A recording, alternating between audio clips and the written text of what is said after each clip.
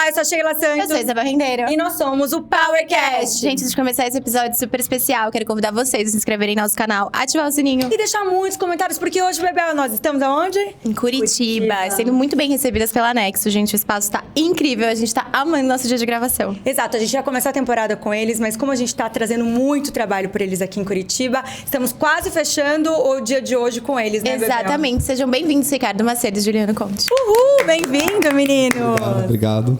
Já bater bastante papo hoje, falar de empreendedorismo, para contar para vocês essa nossa primeira vez fora de São Paulo com o nosso Power Talks, que vai ser com os meninos aqui, com os sócios. E nossa primeira vez também. Exatamente. Meninos, sabe o que a gente queria saber de vocês? Pra quem tá escutando, queria que vocês contassem um pouquinho da Nexo. O que ela é, o que ela traz, e daí a gente vai emendando em perguntinhas. Bom, eu acho que eu vou introduzir essa aqui porque acho que é uma coisa bem visceral que veio de mim, assim. Até da minha família, que sempre empreendeu, mas a minha mãe foi galerista, né? E eu tava um pouco, né, preocupado com o que eu tava fazendo no momento. Eu achei que tudo tava muito engessado para mim. Eu comecei no mercado imobiliário, né?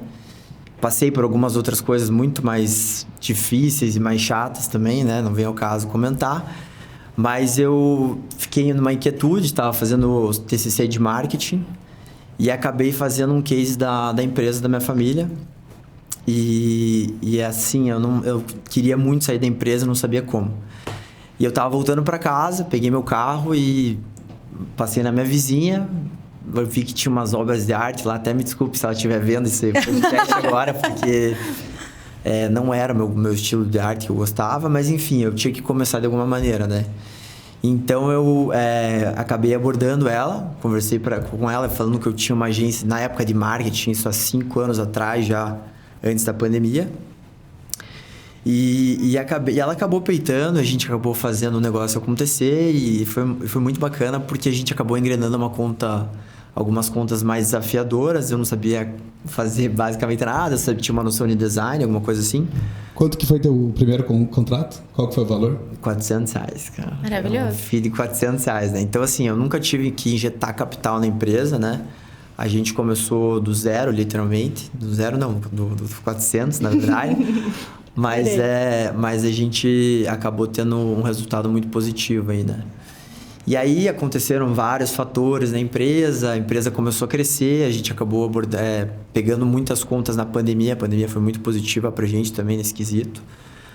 Eu me movimentei, eu acabei realmente entrando de víscera na empresa. Eu acho que eu gosto muito de falar sobre víscera porque a empresa pra mim é muito visceral. Eu sou viciado na empresa, eu amo o que eu faço.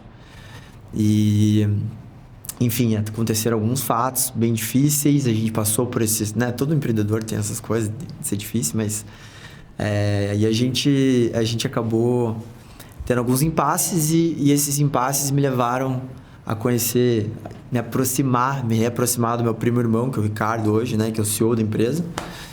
E a gente chegou, né? Primeiro contato que eu tinha um Prolabore ótimo, maravilhoso. Ele já pegou e já estourou o Prolabore. Eu falei, não, vamos peitar e vamos pra cima. Eu quero rampar a empresa e vamos fazer esse negócio dar certo. Foi uma coincidência, assim, porque eu abri uma startup com outros 3 amigos na pandemia. A gente abriu uma startup de produtos sustentáveis, até a Nexo, que fazia nosso marketing na época. E concomitantemente a isso, no dezembro de 2021, a gente decidiu fechar a empresa, né? E eu tinha que procurar um emprego, eu tinha que procurar onde trabalhar, né? Pensei, bom, o que eu vou fazer agora? Chegou janeiro, o Juliano me chamou, falou, Rica, você não quer me ajudar? Eu falei, não estou fazendo nada, né? Então eu vou. Então eu cheguei lá na Nexo, eu lembro que na época eu tinha 4 colaboradores, né? Sentei, não sabia o que ninguém fazia. Cheguei para a Suene, que é a nossa diretora do time de criação hoje. Cheguei, o que você faz? Ela, faço social media, isso aqui. E cheguei para as outras 3 pessoas, o que vocês fazem? Começaram a entender. E achei legal, assim, ao mesmo tempo eu ficava procurando outras coisas, né? Pega no ego você quebrar um negócio e tentava encontrar alguma forma de, vamos tentar encontrar uma outra solução para ele. Mas no fim eu acabei entrando na operação, assim, comecei a pegar gosto pelo negócio.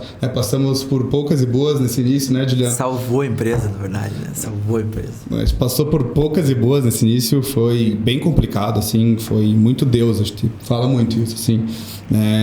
E a gente conseguiu realmente sair daquele momento difícil, nesses percalços no meio do caminho, e graças a Deus chegar onde a gente chegou hoje. Eu tive um background assim de administração mesmo, então me formei aqui no Brasil e na Alemanha também, então tenho essa dupla diplomação da administração, e o Juliano me chamou justamente para isso. Ele falou: Rica, eu sou da parte de criação, eu cuido dessa parte de marketing, então eu preciso de alguém que vai me ajudar no operacional. Eu falei: então tá bom. Acabei pegando gosto pelo negócio, ele me ofereceu de presente mesmo, me ofereceu 50% da empresa. Eu falei: bom, já tô tão de cabeça no negócio que vamos juntos nessa, vamos seguir. Então agora eu vou cortar o teu Prolabore. Já que eu sou seu sócio. Já que eu sou teu sócio agora. Só que não foi uma cortadinha de Prolabore, foi literalmente uma porrada de cortada de Prolabore, mas tudo bem, hoje em dia a gente tá eu falei assim, você bem quer... graças a isso, né? Eu falei: bom, a gente vai crescer a empresa, então a gente tem que ganhar menos, né? Então vamos fazer o negócio crescer, vamos criar fluxo de caixa para ter dinheiro para contratações. Esse problema que a gente teve no início nos fez perder o nosso melhor cliente, né? Que na época tinha um FII muito bom da nossa realidade do passado. Então foi muito perigoso, assim. Então a gente realmente tinha que gerar um fluxo de caixa super interessante para trazer segurança para o negócio, trazer segurança para os nossos colaboradores, né? E graças a Deus não precisamos demitir ninguém e estamos aqui hoje. Que é uma coisa que inclusive acontece até hoje, né? A gente tem um fluxo de caixa muito bom, mas a gente preza por não tirar muito dinheiro da empresa, né? Então a gente gosta muito de ter essa segurança para a gente não poder chegar aqui, porra, um cliente saiu, deu churn na empresa e tal, e a gente vai, porra, fudeu, a gente vai ter que mandar um funcionário embora. Então a gente tem muito esse cuidado com as pessoas que estão aqui dentro também, que é muito uma coisa que é muito do meu coração, assim, eu não consigo ver as pessoas indo embora, assim, obviamente, né, casos e casos, mas a gente tem uma equipe, confesso que privilegiada, assim. É você. Eu achei que eu tivesse feito a primeira pergunta. Foi você? Tô aqui, né? Acompanhando o processo. Acontece, né? Então, no flow do assunto. Meninos, quero até fazer uma dinâmica que eu acho que para quem começa a empreender, vocês começaram, a empresa voltou ao zero, né? Tinha poucas pessoas, poucos colaboradores. Mas como foi para vocês montarem os processos? Vamos dar um exemplo. Vocês tinham 3 clientes que já tinha uma dinâmica de... essa pessoa faz isso, essa pessoa faz isso, essa pessoa faz isso. Quando vocês pensaram em crescer, o que faltava para fazer de contratação? Como foi essas contratações? E como foi para vocês direcionarem essas contratações para o tipo de cliente? Vou dar um exemplo. A gente está fazendo social media, precisava de mais gente de social. Ou faltava gente de BI, né? Porque a gente está falando de uma agência que era 360. Então, como que vocês organizaram? Primeiro pegaram um cliente e depois organizaram a casa, ou foi feito os dois ao mesmo tempo? Quer responder? Eu prefiro muito mais passar o bastão pro Ricardo, porque o Ricardo, ele realmente estruturou tudo isso. Então, eu acho bem interessante ele falar sobre essa parte. Assim, eu tive um background de aprender muito sobre modelagem de negócios, assim, uma coisa que eu amo, até estava conversando com o Juliano esses dias, que é criar novos negócios, montar modelos de negócios, que a gente chama de business plan, passar por todo o processo de estruturação do negócio. E eu não sabia nada sobre o setor de marketing, absolutamente nada, não sabia como eram os processos, eu não sabia nem como a empresa funcionava, né? Mas eu sei que no passado também a gente tinha, a Su era a nossa pessoa mais generalista, então ela fazia um pouco de tudo, ela lidava com conteúdo e design, e copywriting, então era uma loucura, mas a gente tinha na época também uma redatora de conteúdo, tinha mais uma designer e já tinha um gestor de tráfego para essa parte de BI, né? Para realmente análise de dados, para gestão de tráfego e performance, né? Então o que a gente começou a pensar? A gente precisa ter agora uma pessoa focada diretamente no copywriting, então ter realmente alguém que vai fazer todas as legendas, e no fim a gente foi acumulando cliente e foi vendo as necessidades nas contratações. No início a gente errou contratando muito designer, então nessa equipe ficou com muito designer e pouco braço para os outros lados, mas a gente foi solucionando isso com o tempo, assim. Então eu estava até conversando com o Jean que quando você empreende, né, o tempo é um aliado seu, né? Porque você erra, mas dos seus erros vem muitos acertos e você não erra mais, né? Se você errar de novo, aí a gente chama que é burrice, né? A gente fala, é burrice, então você é burro. Pode errar, não tem problema, mas tem que aprender com os teus erros. A gente aprendeu bastante, tomamos muito na cabeça, né? E a necessidade que a gente encontrou foi justamente o 360 de mercado, assim, né? Entender qual a necessidade do nosso cliente, o que a gente consegue entregar de melhor para ele. Eu diria que a nossa empresa, né, Juliana, você pode me corrigir se eu estiver errado, que ela começou a rampar quando a gente trouxe estratégia. Né? Foi quando a gente começou a trabalhar com planejamento estratégico, entregando para o nosso cliente antes todo um plano de estratégia de um social media, para daí sim a gente começar as execuções de um conteúdo, um design, um copywriting. Antes era tudo meio na loucura, né? A gente ia fazendo, pegava o cliente, entrou, vamos começar a fazer as artes e isso aí. Cultura e processo invisível. Tudo invisível, assim, e realmente, para a gente organizar todos esses processos, eu lembro que na época eu comecei a desenhar eu acredito que eu tenho um problema meu, que às vezes eu busco muita validação nas coisas que eu faço, mas comecei a desenhar os processos, os fluxogramas. Então é assim que funciona o fluxo. A Su ajudou muito. Na época tinha uma outra colaboradora que ajudou bastante também, né? E fomos desenhando até realmente encontrar um modelo ideal. E demorou, mas a gente segue com o mesmo fluxo de processo de social, né? Não falando dos nossos outros serviços hoje, mas de social, que é o mesmo. Assim, a gente sempre revisita ele, mas ele é o mesmo desde do início do ano passado. Assim. É interessante levantar um dado também interno nosso, que a gente lida com aproximadamente 500 artes mensais e a gente tem 5% de refação. Então, isso é muito... é um processo muito bem alinhado, né? Valioso. Que máximo. Gente, eu quero ir um pouquinho pro lado de branding, que eu sei que é uma coisa que vocês têm esse forte. Porque, assim, pra quem tá começando um negócio, até sabe que é uma coisa importante, mas é uma coisa que tem um custo alto, né? E a gente às vezes fala assim, vamos começar um negócio, você tem que começar, você não pode deixar ele inteiro perfeito. Então, a pessoa que quer começar e ela não tem caixa, não necessariamente ela consegue fazer lá um projeto de branding perfeito. Sim. Então, eu queria que vocês desmistificassem um pouco essa questão do branding, o que é e em que momento é assim, putz, você chegou nessa fase, agora você precisa mesmo fazer. Se tem essa linha assim ou não, em qualquer momento da empresa ela pode fazer e ela não tá perdendo. Eu queria que vocês dessem um panorama. Eu vou começar só dizendo um adendo, depois eu vou complementar com o Rica aqui, que ele vai tocar essa parte. Mas assim, muita empresa vende identidade visual como branding. Tá, isso é muito errado, porque o branding ele abrange milhares de coisas a mais, né? Um branding ele pode se estender a um ano e a gente, né, até como produto inovador, que até o Rica acho que é bom de comentar, a gente fez um processo que foi validado pelo Google Ventures e a gente só a gente que aplica até hoje em dia, até onde a gente sabe. E é bacana o Rica fazer uma palha sobre isso, acho bem interessante até pra gente... complementar. Bebel, voltando, né, para a tua pergunta, eu acredito que os negócios é melhor feito do que perfeito, né? Então eu acredito que todo mundo tem que começar de algum lugar e realmente eu acredito que a modelagem de negócio, por exemplo, que é o que eu comentei, que é uma coisa que eu aplico já e aprendi desde antes, fiz uma mentoria para entender um pouco mais sobre isso, ela é ainda mais importante do que um branding, porque é realmente o conhecimento do teu negócio, né? Custa dinheiro você contratar alguém para fazer isso? Custa. Mas se você dá uma estudada, você consegue pelo menos aplicar ali um Business Model Canvas, uma análise SWOT, né? Tentar entender o mercado, não vai ter que fazer matriz BCG, porque você não tem tantos produtos, mas você consegue fazer essas análises, 5W2H, é uma análise interessante também.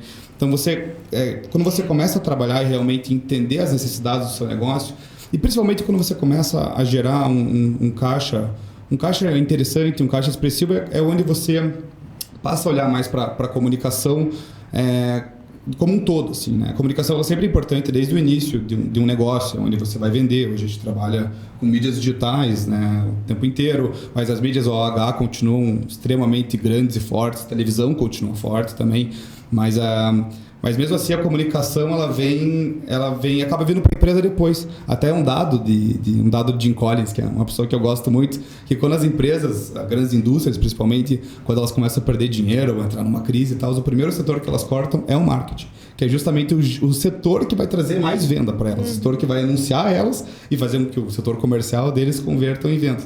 Então, assim, para tentar responder de forma clara, assim, objetiva, é melhor feito do que perfeito, tá? Então, é melhor você começar e justamente você começar a olhar para qual é a tua persona. Por exemplo, a persona já faz parte de um brand. Então, você entender quem é a sua persona, qual que é o teu público-alvo, como o mapa de empatia, que a gente chama, como essa pessoa se comporta, o que ela sente, o que ela pensa, para onde ela vai, o que ela faz no dia a dia dela. Parece muito difícil, abstrato, né? Mas quando você começa a trabalhar e realmente entender isso, é quando você começa a direcionar melhor as suas campanhas, né? Os seus reels, enfim, por aí vai. E complementando também a pergunta que você fez, hoje o nosso Head Branding, ele, enfim, dá aula de mestrado, de branding e tudo mais.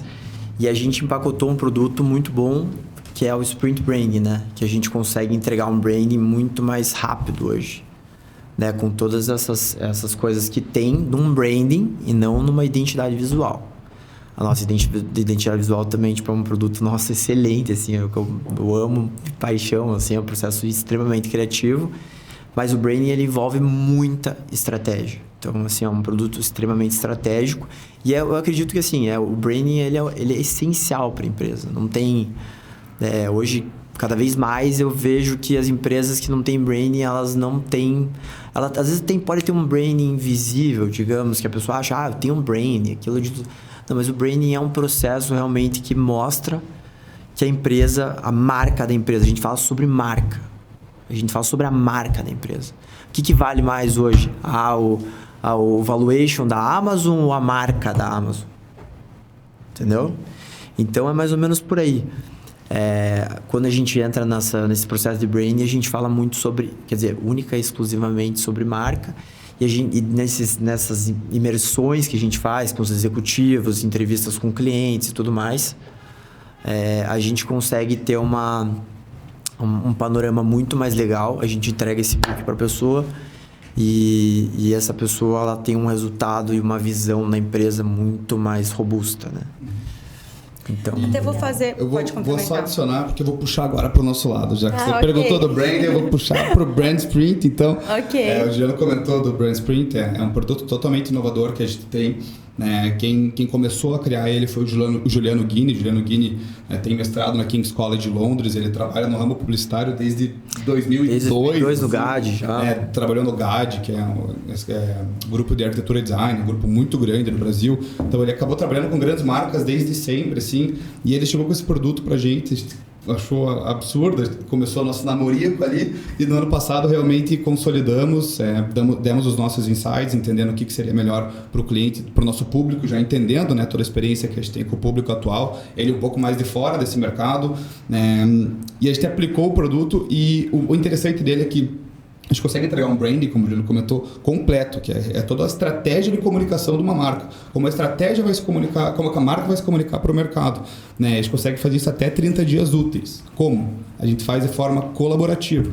A gente tem 3 sprints com o cliente. Então, são 3 sprints de até 4 horas, onde a gente aborda. Cada sprint são temáticas diferentes. E o 4º sprint é nosso interno, para consolidação. São mais daí 5 dias para a gente consolidar o Brand Book. E a gente entrega o Brand Book para o cliente. Então, realmente é algo muito legal. É um produto que ele é mais acessível e ele é muito mais acessível por causa de valor hora, né? Então, se a gente vai vender um branding por 3 meses, 6 meses, 1 ano, ele consequentemente vai custar muito mais caro, porque a gente está trabalhando para você por 1 ano. Né? Então, o nosso valor hora, ali, o nosso tempo, ele é muito mais caro. Então, a gente consegue entregar algo muito mais ágil, na mesma qualidade e sempre validando com o cliente de forma colaborativa. E lembrando que é um produto... Desculpa te interromper. Mas lembrando que é um produto validado pela Google Ventures. Então, é uma coisa que não é que a gente criou e tudo mais, mas a gente aplica ele de uma maneira muito bem estruturada, sabe? Legal. A minha pergunta, né? Então eu vou fazer um pitch antes aqui. Eu acho que a parte de marketing, principalmente a parte digital, ela deu uma acelerada no meio da pandemia, né? Eu acho que muitas empresas, até nosso ponto de vista, trabalhavam de um jeito offline muito mais forte, até porque achavam que, às vezes, a marca não precisava estar no online, ou não tinha, talvez, um produto que desse a experiência online, né? Eu acho que com a pandemia as pessoas tiveram que trabalhar ou, né, para isso, para mostrar o produto de outra forma. Vocês que têm produtos diversificados, né, de consumidores diversificados, qual que é o impacto da agência para esse tipo de consumidor? Vamos dar um exemplo. Não tenho site, não tenho direito ao Instagram, que a gente entende que é uma vitrine. Como que ele chega até vocês e vocês trabalham ele? Tem algum momento que vocês falam assim, olha, você está falando que você quer social, mas eu acho que você tem que fazer isso aqui antes, sabe? Como que é? Como se fosse um analista dentro da empresa, né? Qual que é o ponto de vista de vocês com esse conteúdo diversificado e qual que é o momento que vocês fazem uma análise, né, no produto? Ótima pergunta, Sheila. Vou passar essa aí para explicar como que é o processo nosso hoje de social, que é muito bem estruturado, por sinal, né?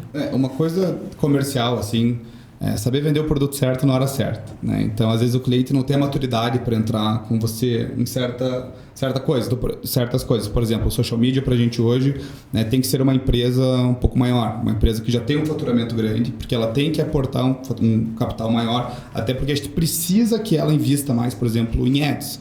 Né, que nem sempre empresas menores têm esse budget para ads e elas acabam ficando frustradas pelo investimento. Elas querem o retorno do McDonald's, mas elas investem R$1.000 por mês em ads e você tem que dividir durante as 15 postagens ou 15 campanhas que você cria para ela. Né, então ela acaba ficando frustrada com relação a isso. Mas a estratégia vem por trás sempre. Então, por exemplo, assim, vamos fazer uma análise.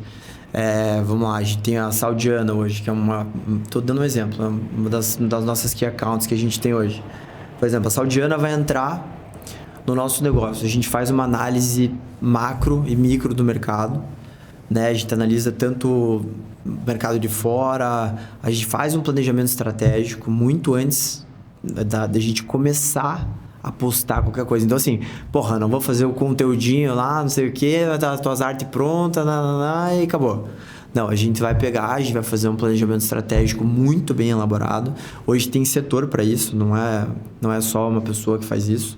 A gente tem um setor para isso muito bem estruturado, da qual a gente consegue, através da estratégia, começar a executar qualquer tipo de conteúdo, copy, design, enfim. Que pega um pouquinho de cada caixinha. E a performance também, né? Que daí a gente vem com relatórios mensais, né? Através do Reportei, que mostram todos os números, né, de engajamento da pessoa. Mas de qualquer forma, por exemplo, vem um cliente que às vezes está no início, está construindo uma maturidade. Assim. Provavelmente o primeiro produto que a gente vai indicar para ele é um branding ou uma identidade visual, é um website. Vai que ele já tem identidade visual, mas ele precisa vender mais no varejo, ele precisa se comunicar melhor institucionalmente. Então, é entender esse produto para o cliente, que é o momento dele. Para daí sim levar para um social media, porque é engraçado. É bem engraçado mesmo. Teve uma escola que a gente fez, posso contar essa? Pode. Teve uma escola que a gente fez a identidade visual no ano passado, e a gente mandou a proposta de identidade visual e de social media. E eles comentaram na época, é um budget pra gente que tá alto, a gente não vai fazer. Eles não tem problema, a gente entregou uma identidade visual maravilhosa para eles, é uma escola até o ensino fundamental, até o nono ano, italiana. E o que aconteceu? Janeiro desse ano, elas nos procuraram. Chegaram assim, Ricardo, Juliano, a gente não sabe com quem fazer isso, a gente acredita que só vocês vão conseguir fazer isso, então a gente está voltando e queremos fazer o social media com vocês. Então é muito interessante, né? Porque os clientes eles acabam voltando. Então é por isso que você também tem que saber vender o produto certo na hora certa, porque às vezes você quer vender uma coisa para ganhar dinheiro, mas você frustra esse cliente, você se frustra e você é mal falado. Então você tem que saber, né, executar o que o cliente realmente está precisando naquele momento, não que você, quero dinheiro. Acho que nunca funcionou dessa maneira. Não necessariamente, às vezes, é o que o cliente quer, porque eu acho que às vezes ele não entende, né? E ele procura, às vezes, eu quero isso e vocês, no olhar de vocês, não, você está precisando mais disso e fazer essa mudança, né, de estratégia na cabeça dele. E é bacana também frisar, assim, que não se colocando num pedestal, né? Até o Rica comentou que a gente hoje atende clientes de FII muito mais altos. Com certeza a gente atende, mas a gente também está entrando em metodologias diferentes agora, se inovando para, por exemplo, mútuo conversível. Né? Tem empresas que tem um potencial enorme, mas não tem capital. Então a gente acaba fazendo mútuo conversível para a gente incubar essa empresa dentro do marketing, essa empresa a longo prazo pagar a gente, né, também. Uhum. Então, falando em pagamento e tudo, você falou, meu primeiro cliente, meu FII era R$400, talvez o Rica esteja mais por dentro disso.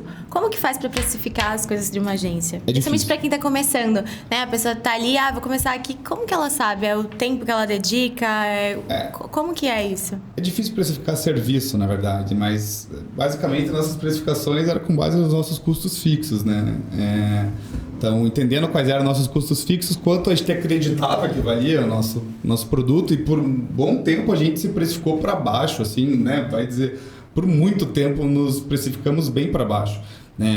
Mas hoje em dia é basicamente valores de mercado, a gente estuda muito, a gente fez bastante cliente oculto também, não só com agências daqui de Curitiba, mas com agências de São Paulo, Miami, então a gente quis entender como o mercado se comporta. E, como eu comentei anteriormente, eu não era desse mercado de publicidade, não fazia a mínima ideia como é que funcionava. Então a gente realmente, vamos fazer, né? Vamos botar a cara a tapa. Imagina os donos do negócio fazendo cliente oculto, né? Coisa feia. Mas a gente fez. Para realmente entender. Isso é uma coisa engraçada, porque a gente conversava, cara, eu não sei como cobrar isso, né? Como cobrar os valores que a gente via no passado. Eu não sei como realmente eu vou cobrar esse valor. E hoje em dia a gente entende que, né, o mercado ele é precificado de certa maneira e que até um problema vou usar um termo meio chulo talvez, mas da prostituição do social media, por exemplo, que ele precifica o mercado para baixo também. Isso é uma coisa que eu estava conversando com o Juliano. Exatamente. Eu acho que, assim, tem muitas agências hoje que elas são muito prostituídas. Então, elas estão nesse comecinho e tudo mais. Aí, você vai mandar um orçamento pro cara, tem uma discrepância absurda. A gente tá falando, vender um produto sem pau pro cara... Tem cara que cobra 7 para fazer um negócio chulo. Ou 1.500 1.500. Então, assim, tem uma discrepância muito grande no mercado. Mas, assim, respondendo a tua pergunta, voltando na tua pergunta, a gente se baseia bastante no faturamento também da empresa, né? A gente tem uma noção no faturamento da empresa e a gente acredita hoje que 20% da empresa ela deve investir em marketing. Isso é uma coisa que a gente ainda não chegou, né, lá, mas a gente... Tem pessoas que têm esse compreendimento, né? Que é muito bacana, isso é muito legal. E a gente busca fechar com esses clientes, porque clientes que têm entendimento nesse quesito são clientes perfeitos, né? São muito mais aceitáveis, né? E... a gente pegou um case bem interessante recentemente, que é um hospital. E o hospital nos deu um serviço de consultores, assim. Eles falaram, já tem nosso budget anual aqui, se virem, façam o que quiserem. E daí foi engraçado que eu e o Juliano fizemos uma tacada ali, que a gente salvou para o hospital um bom valor no ano.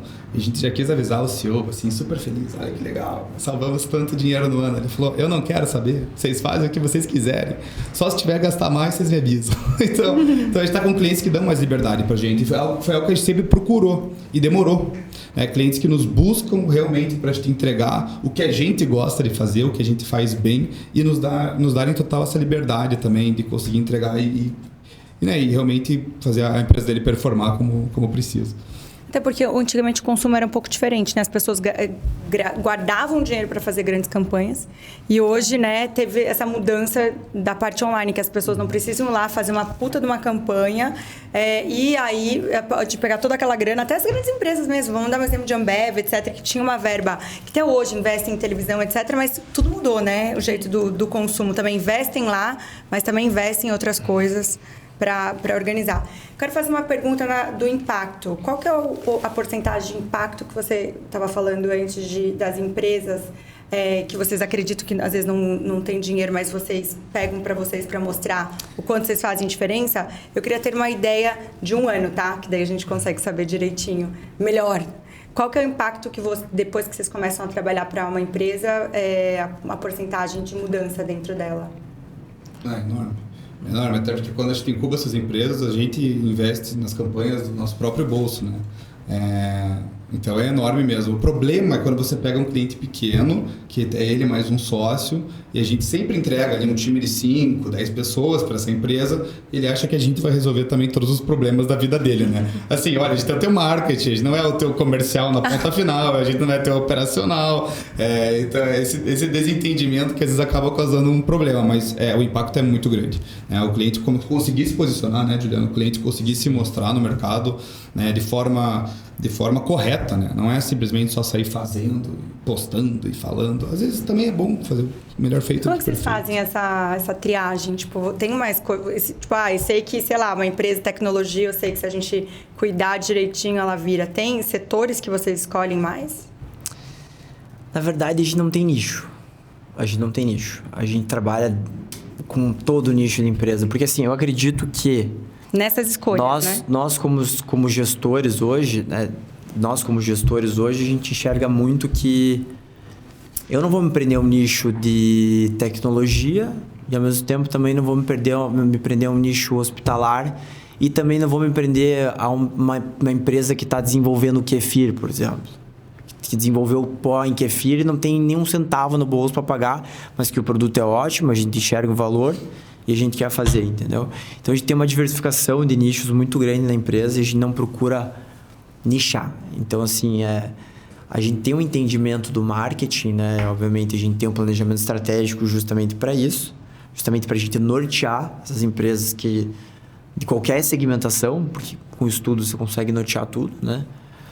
Então, a gente, sei lá, não sei te dizer exatamente assim qual que é o número. Bons negócios, boas ideias. Bons negócios, boas ideias. Uhul. E é legal, assim, porque a gente consegue equalizar FIIs, assim, né? Então, empresas que a gente acredita muito, que a gente confia muito, a gente realmente entra de cabeça, até por ter mais caixa, a gente vai lá em Cuba.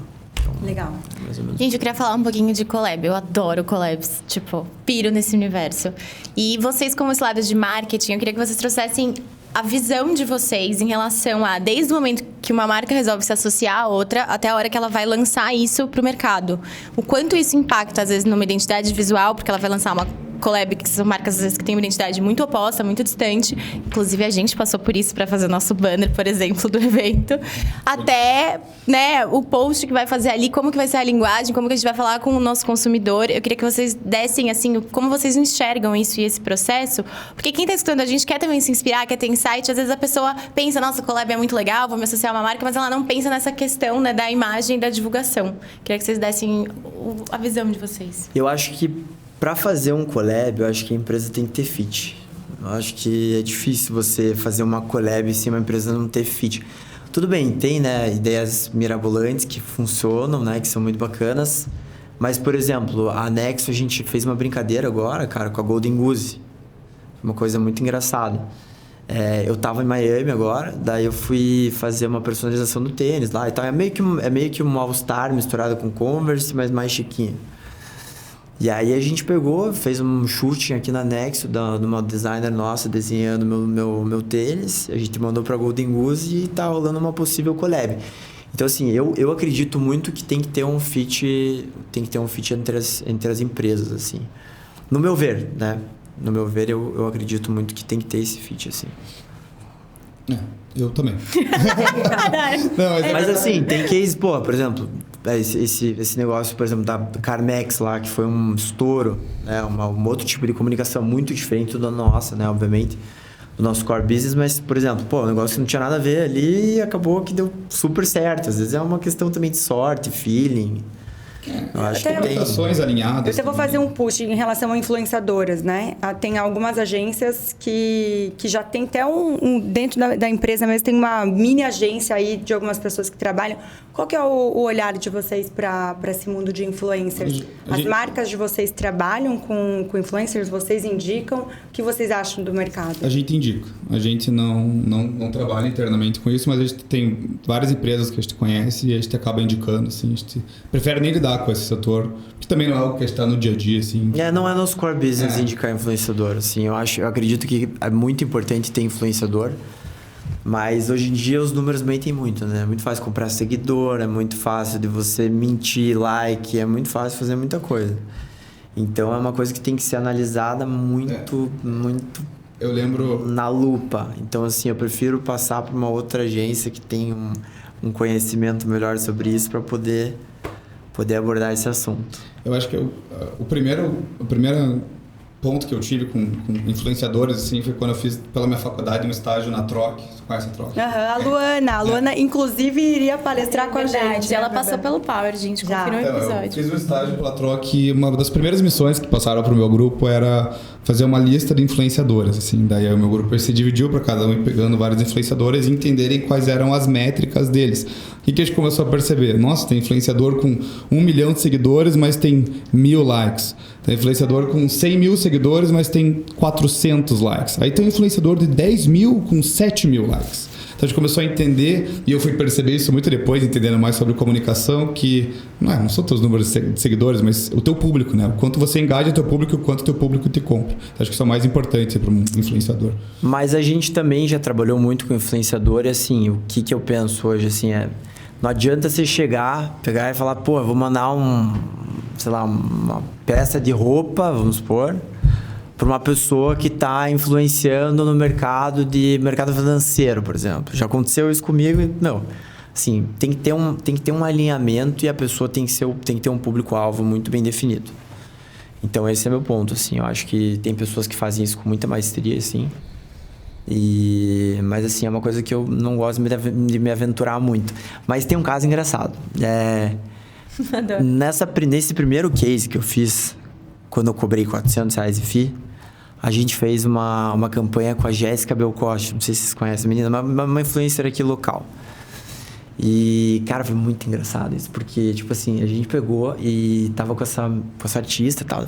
Ela pintou uma tela de um cachorro lá.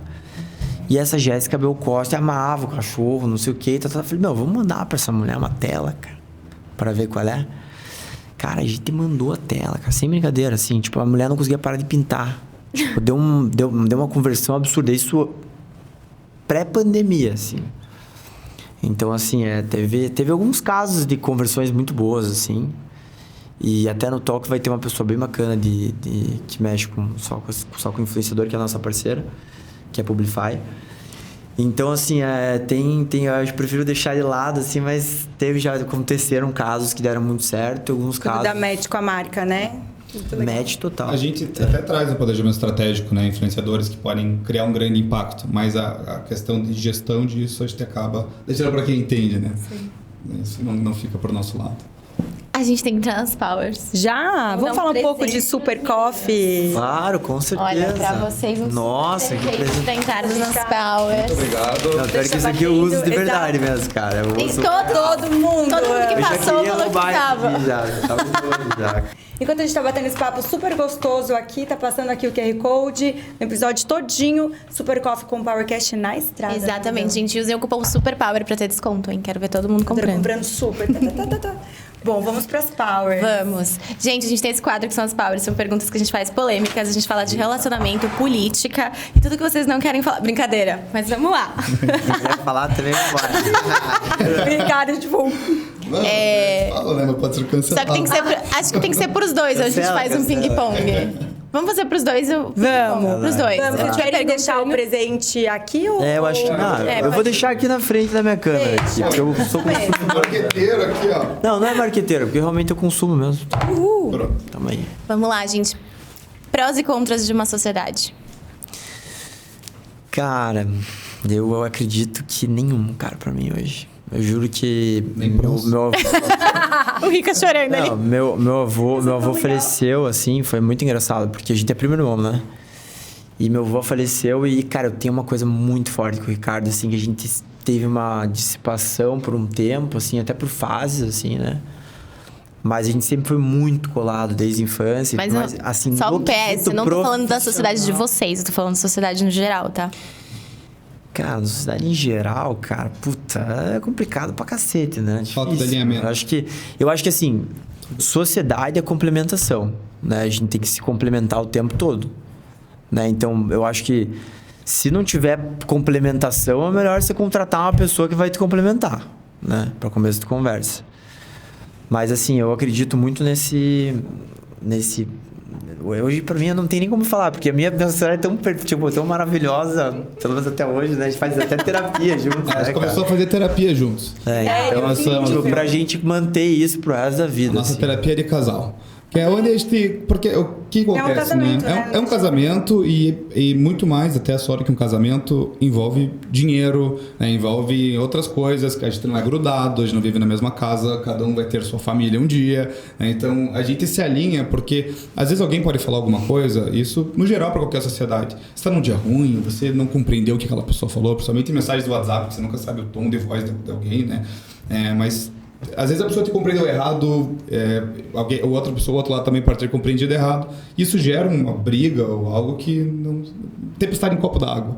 Então a gente começou a fazer justamente para... vamos sempre se alinhar e ficar sempre super bem. E se tiver alguma coisa para falar, que está num ambiente super controlado, alguém que vai mediar isso, tá bom, ele Mas super é uma topou. terapeuta de trabalho, assim? Ou vocês tiveram essa ideia do nada, assim? Não, uma terapia para trabalho, não é nada de vida pessoal. Ali a gente fala só... A gente começou a usar esse caixa nosso também pra dar uma progredida em vários aspectos também, assim, mais culturais, de alma também, pegar nessa parte psicológica, que é muito importante. Eu acho que, assim, assim, é um toque, assim, de grandes empresários, assim, os grandes empresários muito fodas, assim, eles realmente, eles fazem isso. Eles têm essa... Tá vendo, Bebel? E aí, como é que é pra A gente vocês tem que fazer agora? terapia. Quero saber como é que é aí. Ping-pong, vai. Adorei. Ping-pong. Vou perguntar sobre gestão. Na verdade, eu ia perguntar de gestão de pessoas, mas vou falar sobre a parte de cultura, né? Legal. Que eu acho que desde o dia que a gente veio aqui a primeira vez, a gente viu que vocês trazem essa parte. Até tem aqui para quem ainda não viu os bastidores, mas vai assistir durante o nosso talk. Mas eles têm uma parte aqui de wellness também, né? Que tem as pausas, tem a parte do ping-pong, tem a parte de jogos. Então, eu queria entender como que vocês criam no dia a dia a cultura da empresa. Então, isso é uma coisa bem interessante. Voltando a quando eu entrei na empresa com os 4 colaboradores e comecei a me engajar com o negócio, eu conversei com a Suelen de novo e perguntei pra ela. Gente, a Suelen tinha que estar no podcast. Tá no podcast, eu também acho. No caso. Ela tá ali filmando a gente, por sinal. Conversei Eu amo a com... Sueli, desculpa. Eu amo você também, Sueli. Conversei com a Sueli e perguntei, você já trabalhou em outra agência? E daí ela, trabalhei. Daí como é que era lá? Ela me contou, olha, eu trabalhei nessa agência, eu comecei como estagiária, júnior, em 6 meses eu já era líder do setor, porque todo mundo acima de mim saiu. Nossa, mas que coisa ruim, né? E daí eu fui começar a entender que esse mercado publicitário é muito assim de turnover de funcionário. Eu falei, nossa, então que a gente não vai fazer isso, né? A gente vai ser diferente, vamos ter uma empresa que a gente preza pelos nossos colaboradores, né? Que a gente olha para eles justamente porque, eles são os nossos pilares, né? Eles estão com a gente todos os dias aí, né? Nos apoiando e estão do nosso lado. No ano passado, entrou um super cliente aqui que acabou degringolando nas coisas e a gente acabou se perdendo, perdeu um pouco a mão na cultura. E tem uma frase que se você perde a mão na cultura, então teus colaboradores que vão definir a tua cultura, né? E cultura é top-down, bottom-up, então começa sempre dos líderes, né? E agora nesse momento até um tópico super interessante, a gente contratou uma consultoria, uma consultoria de cultura que a gente trabalha justamente até o que o Jano falou, todos os pilares, até a parte de alma mesmo, né? Então é algo que já é o primeiro kickoff com a equipe vai ser na semana que vem, eles sabem mais ou menos, mas não sabem exatamente o que é. É justamente para a gente começar a trabalhar cada vez mais essa parte humana com os colaboradores, né? Para eles entenderem que eles são realmente importantes, né? Que eles fazem parte do nosso dia a dia, que sem eles, sem eles o negócio não gira, né? A gente precisa deles e eles gostam de estar aqui, a gente gosta de promover um ambiente agradável para eles. A gente fez esse escritório pensando até mais neles do que na gente. Eles passam mais tempo aqui do que a gente, porque o Juliano passamos na rua, fazendo negócio, viajando para fazer reunião. Então eles acabam até muitas vezes passando mais tempo aqui do que nós, né? A gente gerou uma cultura super legal, né? A cultura de pessoas que amam a nossa empresa, né? Que se engajam, e essa cultura ela passa para fora também. Onde a gente posta TikTok, posta fotos e pessoas querendo trabalhar de graça aqui. A gente não pode trabalhar de graça aí, né? Não existe um Instagram que falou, um estágio. Não, menor aprendiz. Nossa. Tudo, apareceu de tudo. De tudo. Você vê que essa cultura passa de dentro para fora também, né? E a gente está cada vez mais querendo trabalhar ela para realmente fortificar cada vez mais isso. E lembrando que nossa cultura é muito de cocriação, assim, a gente acredita que, sei lá, não existe empresa boa sem pessoas melhores do que a gente. Tipo, eu sou uma pessoa que,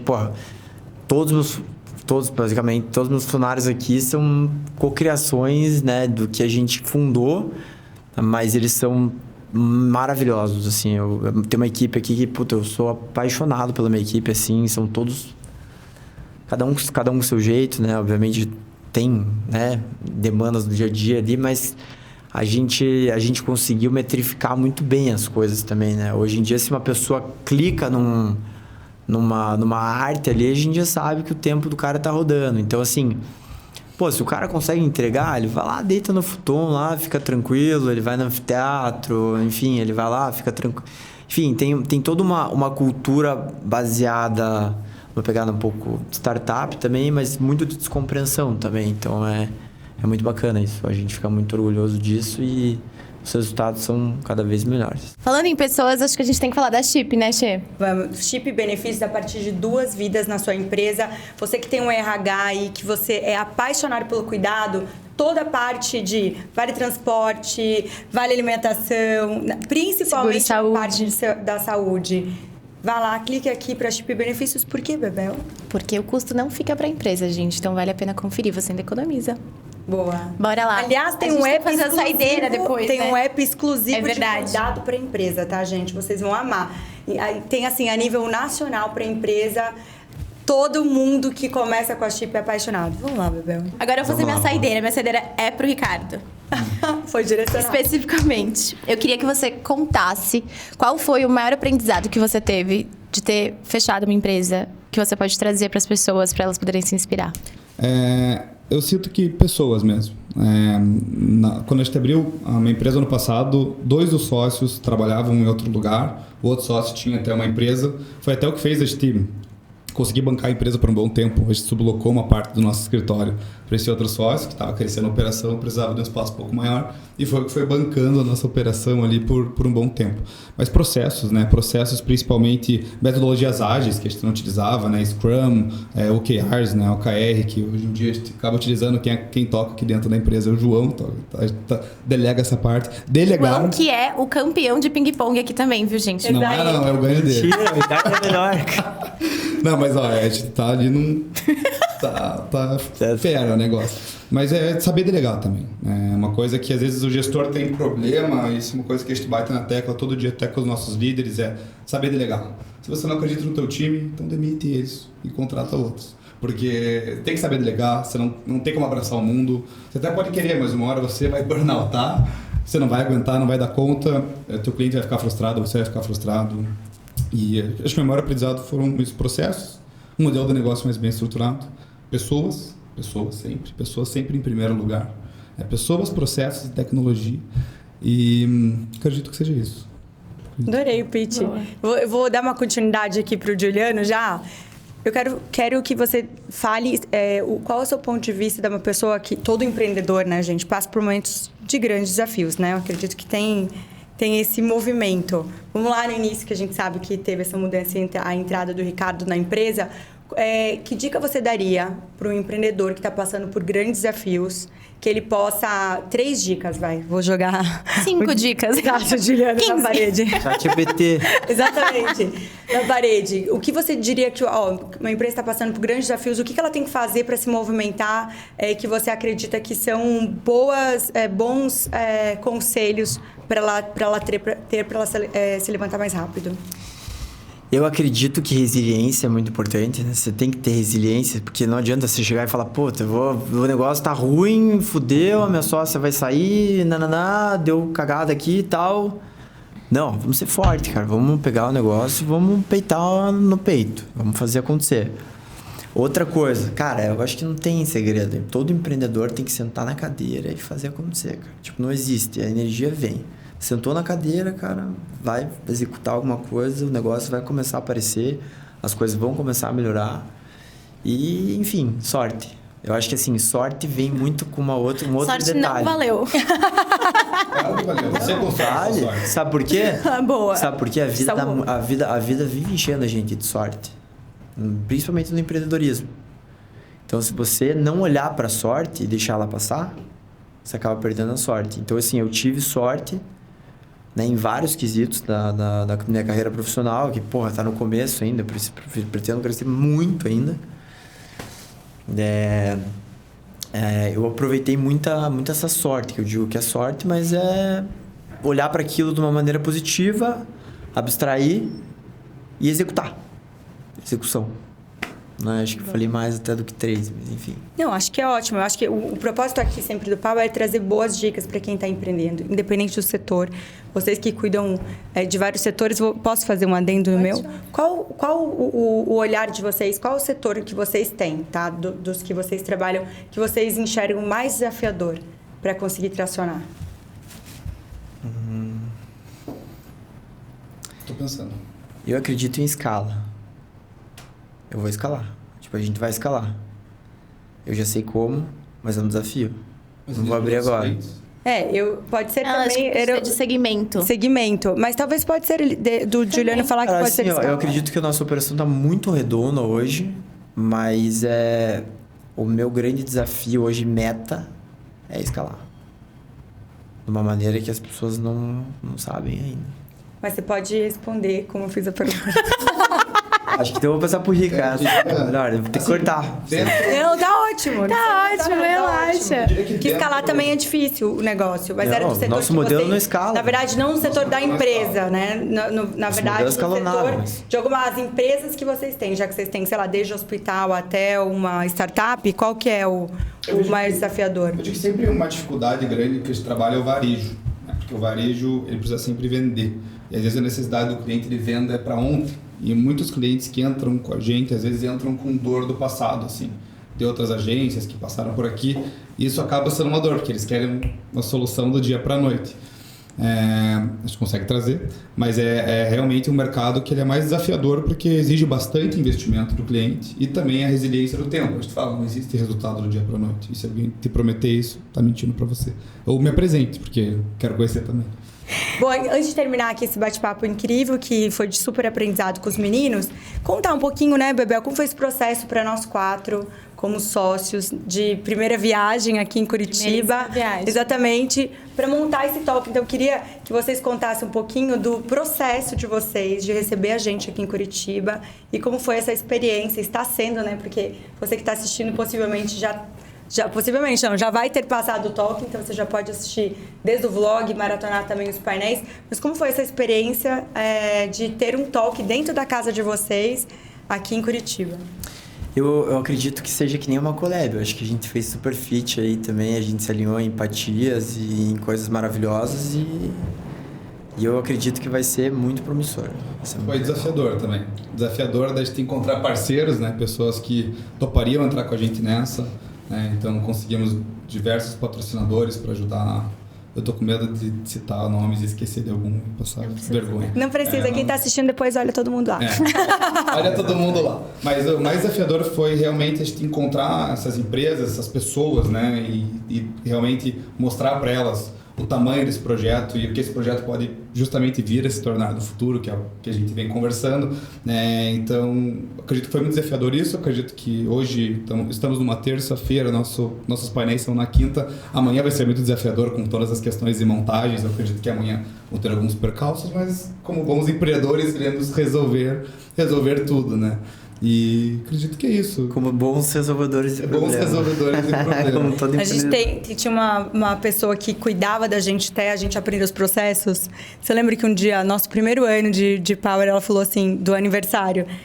Eu tava muito ansiosa, Bebel também muito ansiosa. Ela falou, meninas, o trabalho foi feito. Agora é só colher, deu pro Bebel. E se não tiver, exatamente. Foi feito direito Foi lá. um sucesso. Mas é isso, às vezes eu acho que é o que você falou aquela hora. Eu acho que às vezes a gente se surpreende ou a gente demora pra entender, pra validar o nosso próprio... A gente se cobra demais. Exatamente. A gente cobra muito a perfeição, né, em tudo que a gente faz. A gente é muito exigente. Às vezes é melhor feito do que perfeito. E a gente tá fazendo um super evento que... Com certeza a gente vai ficar estressado um dia. Só hoje, no dia do talk, a gente já acabou tendo ali uns estressezinhos, porque acontece, né? Montagem, produção, tudo isso envolve muitas pessoas, não envolve só nós, então envolve toda uma equipe gigantesca que está por trás, trabalhando para o negócio dar certo e funcionar. E acontece, mas a gente resolve. Tá vendo, gente? Quanto amor e carinho e cuidado a gente para montar isso. Super bem recebida, meninas. Muito obrigada. Que máximo. Antes da gente terminar esse bate-papo maravilhoso... Vamos falar de Noir, que tá com a gente na estrada, em todos os destinos, a Noir Chocolates. Eles têm aqui em Curitiba, em vários estados, nos melhores shoppings. E também, se você quiser abrir uma franquia, a gente vai deixar aqui no QR Code para vocês saberem mais informação. Informações tanto para a franquia quanto para você comprar um maravilhoso chocolate, gente. Muito obrigada, meninos. Obrigado. Deixem as redes sociais de vocês e da agência. @Rica Macedo. @JulianoGCC, @Anexo com 2 Ns.ag. Anexo com 2 N's e 1 X, tá? Exatamente. Anexo com 2 N's e 1 X. Sempre coloca o anexo com 1 N e 2 X. A gente já se acostumou com isso. Adorei. A gente deveria ter perguntado por que o nome da... É verdade, vai, vamos, finalzinho. Porque a gente é anexo. Que a gente é anexo. Ok. É porque assim, sendo bem sincero, nosso propósito como marca não é ser só uma empresa de comunicação, mas um hub de negócios. É o que a gente está fazendo com vocês agora. Realmente, esse escritório foi pensado como hub de negócios. A gente tem um anfiteatro, a gente tem um espaço que a gente consegue promover um evento justamente pensando em networking, pensando em novas pessoas entrando aqui, não necessariamente para nos contratar, mas para conhecer um cliente nosso, para conhecer vocês, para conhecer outras pessoas.